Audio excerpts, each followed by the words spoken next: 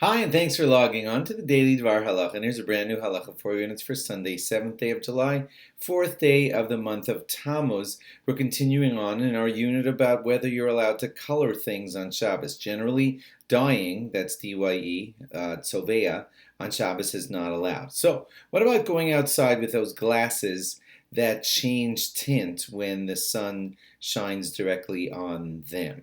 Are you allowed to wear those kinds of glasses on Shabbos, or is that called coloring your glasses on Shabbos, and would it be not permissible? So Rav Moshe Feinstein Zatzal Paskin that it's totally allowed on Shabbos.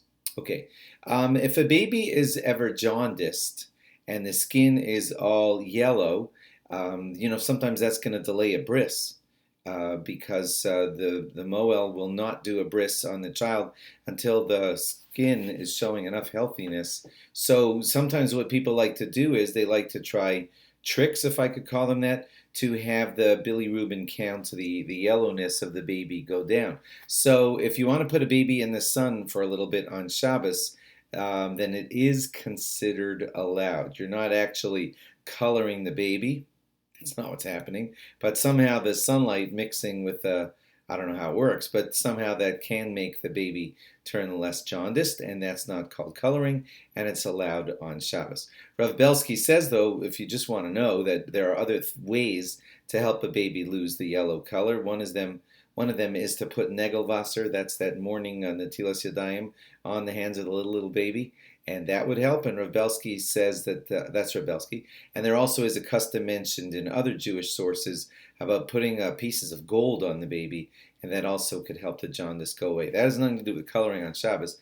That's just for your general information. Now, at the Seder, when you drink wine on Seder night, it is best to drink red wine, and that's because it's symbolic of the blood that the Jewish people put on their doorposts, and the blood of bris milah, of circumcision, which the Jews were brave enough to perform, and so we want to drink red wine as a symbol of that.